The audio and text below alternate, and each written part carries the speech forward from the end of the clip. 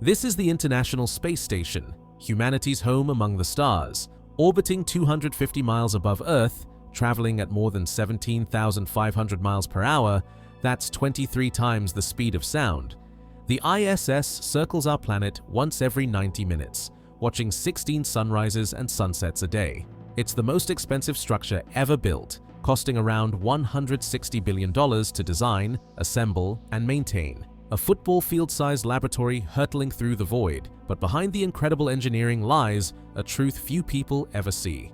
Life up here isn't glamorous. It's claustrophobic, noisy, and, at times, downright uncomfortable. From drinking recycled urine, to sleeping zipped inside floating coffins, to brushing your teeth without spitting, the reality of life in orbit is as bizarre as it is inspiring.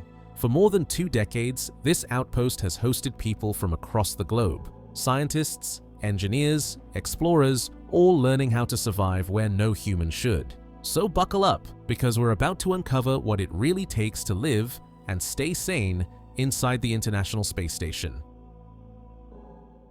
Before you can experience life on the ISS, first, you have to get there. And there are 2 ways to reach your new orbital home. Option 1, the Russian Soyuz. A rugged 3-person capsule that's been flying since the late 1960s, built in the Soviet era, refined through decades of use, and still one of the most reliable spacecraft ever designed. It's compact, mechanical, and brutally efficient, every inch engineered for survival. Space is tight, knees against consoles, no room to stretch, but after all, this is your ticket to orbit. For decades, every astronaut, regardless of nationality, learned to speak Russian just to ride in it. It's not luxurious, but it works. Option 2, SpaceX's Crew Dragon. A child of the modern space age. Touchscreen controls instead of switches, sleek white panels, LED lighting that looks more sci-fi than Soviet. It's quieter, roomier, and built for the 21st century. The first commercial spacecraft to carry humans to the ISS. Both spacecraft follow the same destination, a chase through orbit that lasts roughly 6 hours from launch to docking. That's 6 hours of acceleration, weightlessness, and pure adrenaline. When the hatch finally opens, you pull yourself through the airlock, and for the first time, your body floats freely. No up, no down, just the strange, endless drift of life in microgravity. This isn't a spaceship anymore. This is home, a place where Earth is always visible, yet forever out of reach. Forget everything Hollywood told you about life in space. There are no shiny corridors, no wide-open lounges, no upstairs or downstairs. The International Space Station is more like a giant floating machine, a maze of narrow tunnels and modules packed with technology, research gear, and human life. The entire complex is made up of over 15 pressurized modules, offering roughly 13,700 cubic feet of living space, about the size of a 6-bedroom house, if that house was built entirely from airlocks, wires, and laptops. It's arranged in a T-shaped layout. On the US segment, there's Destiny, the main science lab, Unity, the central hub that connects the American and Russian sides, and Tranquility, where you'll find the life support systems, the gym, and the crew's sleeping quarters. Europe contributes Columbus, a compact laboratory packed with experiments. Japan operates Kibo, a high-tech module with its own research platform and even an external balcony for experiments in open space. And from Russia, the Zarya and Zvezda modules, the earliest parts of the station, still form the beating heart of the ISS, controlling propulsion, navigation, and power. Every inch is used. Every surface is covered in gear, laptops, cameras, air ducts, food packs, handrails, Velcro patches to keep things from floating away.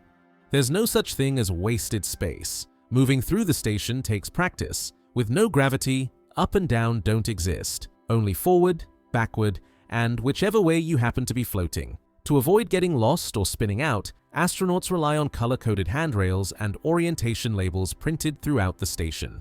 At first, your brain doesn't know how to process it. The fluids in your ears, the ones that tell you which way is up, go haywire. You feel dizzy, disoriented, even nauseous. But within days, you adapt. Your eyes stop searching for a flaw. Your mind accepts that ceiling is relative. And the strangest part? Over time, the calluses on the soles of your feet disappear and reappear on the tops instead. Because in zero gravity, your feet aren't for walking, they're for hooking onto rails and surfaces to steady yourself. welcome to your new home. It's not cozy, but it's humanity's most remarkable address. Time doesn't work the same way up here. Every 90 minutes, the ISS completes a full orbit around Earth, racing through 16 sunrises and 16 sunsets every single day. The sun rises every hour and a half, which means, technically, you could eat breakfast 16 times a day, though NASA wouldn't recommend it, but our bodies didn't evolve for this constant light and dark cycle. Without a steady rhythm, astronauts' circadian clocks would quickly unravel, causing fatigue, disorientation, and something NASA calls orbital insomnia. To fight that, the ISS runs on Greenwich Mean Time, the same time zone as London. Inside, special LED lighting panels simulate morning, afternoon, and evening, mimicking Earth's natural daylight pattern. The day begins at 6 a.m. GMT and runs until about 9:30 p.m., and every single minute in between is accounted for. Mission control teams across Houston, Moscow, Tokyo, and Munich work together to plan the astronauts' schedules, dividing their day into 5-minute increments: maintenance, experiments, exercise, meals, even personal time, all meticulously timed. Why so strict? Because in the isolation of space, boredom is dangerous. With nowhere to go and nothing to do, tempers flare, judgment slips, and mental health can spiral. So structure becomes survival. Discipline replaces freedom. And in the silence of orbit, routine is what keeps you sane. Let's be honest, hygiene in space is complicated. With no running water, no showers, and no drains, the simple act of cleaning yourself becomes a full-blown science experiment. Astronauts can't shower. The moment water leaves a nozzle, it doesn't fall. It just floats away, forming sticky bubbles that cling to every surface and every face. So instead, astronauts use sponge baths, a pouch of warm water, a dab of soap, and a wipe down with a cloth. They also use no-rinse shampoo, a special formula originally invented for hospital patients who couldn't bathe. You massage it in, towel it out, and call it clean. Toothbrushing? Still allowed, but without a sink or gravity, you can't spit. So you brush, you wipe, and yes, you swallow the toothpaste. Haircuts are another story. Loose hair clippings in zero gravity can be a disaster, clogging filters and floating into delicate equipment, so astronauts use a Flowbee, a pair of clippers attached to a vacuum hose that sucks away every strand as it's cut. And when it comes to clothes, there's no laundry day. There's no washing machine, no detergent, and certainly no rinse cycle. Astronauts simply wear the same t-shirt for about 2 weeks, pants for a couple of months, and when they're too gross to go on, they toss them. The dirty clothes, along with all station trash, are packed into an unmanned supply capsule and released toward Earth. When it re-enters the atmosphere, it burns up completely. On Earth, laundry day is a chore. Up here, it's a fireball. If hygiene in space sounds bad, wait until you meet the toilet. Using the bathroom in microgravity is one of the biggest engineering challenges in spaceflight and one of the least glamorous on Earth. Gravity takes care of the hard work. In orbit, engineers had to replace gravity with suction. Astronauts strap themselves to a small seat, more like a funnel than a throne, and let the system do the rest. Powerful fans pull waste away into a sealed container. Solid waste goes into plastic-lined bags that are stored and later burned up with the trash. Liquid waste, urine, goes somewhere much more interesting. Through a network of tubes and filters, it's collected, purified, and recycled back into drinking water. NASA says about 70 to 80% of all water aboard the ISS is recycled, from sweat, from breath, and yes, from urine. In fact, that same reclaimed water is also used in a process called electrolysis, splitting water molecules into hydrogen and oxygen. The oxygen goes right back into the station's air supply, helping astronauts breathe, so in a very real sense, every sip of water keeps the entire ecosystem alive. Up here, what you flush today might be what you drink tomorrow. Literally.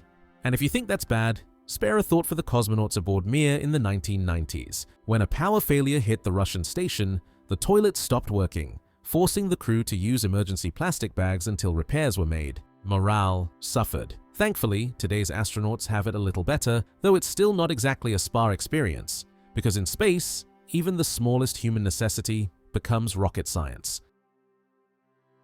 Food. The one thing astronauts look forward to most and complain about the most. But eating in zero gravity is nothing like sitting down at your kitchen table. Without gravity, crumbs don't fall. They float, drifting into vents, keyboards, and expensive scientific instruments. So the ISS has a strict rule: no bread, no chips, no crumbs. Tortillas are the space bread of choice. They don't crumble, they pack flat, and they've become a staple on orbit. All food aboard the ISS falls into two main categories: thermostabilized pouches, think of them as gourmet MRES, ready-to-eat meals that just need to be heated, and freeze-dried packets where astronauts inject hot or cold water, shake it up, and eat it with a spoon straight from the bag. No refrigeration, no ovens, and definitely no soda. Why?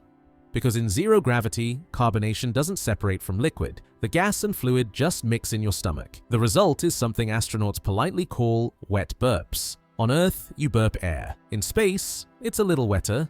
Condiments still exist though, just redesigned salt and pepper come in liquid form so the granules don't float away. Ketchup, mustard, and hot sauce are also favorites for spicing up meals that are otherwise a little bland. Despite the limitations, astronauts still find ways to make eating fun. Every Sunday, crews from around the world, Americans, Russians, Europeans, and Japanese, gather for a pizza night tradition. And speaking of pizza, in 2001, Pizza Hut pulled off a $1 million publicity stunt by sending a vacuum-sealed salami pizza to the ISS aboard a Russian rocket. It wasn't exactly fresh, but it made history as the first pizza delivered to space. Fresh food is rare up here, so when a resupply capsule finally docks bringing apples, oranges, or bell peppers, the excitement is real.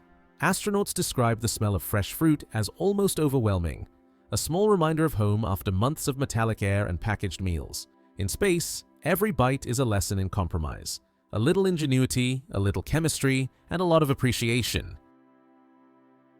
You might think floating all day sounds relaxing, but in space, doing nothing can destroy you. Without gravity constantly pulling on your muscles and bones, your body begins to shrink and weaken. Muscles waste away, bones lose density, even your heart starts to relax, because it doesn't have to work as hard to pump blood upward. So to survive, astronauts must train like athletes, 2 hours every single day. There's a treadmill with bungee straps that hold them down while they run, otherwise they'd float off mid-stride. A stationary bike with no seat, because in zero gravity, sitting isn't necessary. And the centerpiece of the ISS gym, the Advanced Resistive Exercise Device, or ARED. It looks like a weight rack from the future, using vacuum pistons instead of metal plates to simulate resistance, up to 600 pounds of force. With it, astronauts can squat, deadlift, and bench press just like they would on Earth, except every motion pushes them the opposite way. All of this effort is essential, because space doesn't just change your muscles, it changes your entire body. The constant shift of fluids toward the head causes what astronauts call the space snuffles, stuffy noses, puffy faces, and sinus pressure that never really goes away. Over time, that pressure can even affect vision, flattening the eyeball and blurring distant sight. Up here, fitness isn't about looking good, it's about coming home whole. When night falls on the ISS, nothing actually changes. Outside the window, the sun rises and sets every 45 minutes, so the crew creates their own night by dimming the lights, switching the station to quiet mode, and retreating to their tiny, private pods. Each astronaut's cabin is about the size of an old phone booth. There's just enough room for a laptop, a few personal items, and a sleeping bag tethered to the wall. They zip themselves in, floating vertically or horizontally. It makes no difference up here. Even asleep, nothing stays still. Loose arms drift, tools float. So everything and everyone must be velcroed or clipped down. But the quiet of space isn't silent. The ISS never stops buzzing. The constant whir of ventilation fans, pumps, and computers. Most astronauts describe it as the sound of a vacuum cleaner running all night long. Earplugs help, but the noise becomes part of the rhythm of life. And there's something else, something a bit unsettling. Without gravity, warm air doesn't rise, which means exhaled carbon dioxide can pool around your face. If you drift too far from a vent, you can actually wake up gasping for breath inside your own bubble of CO2.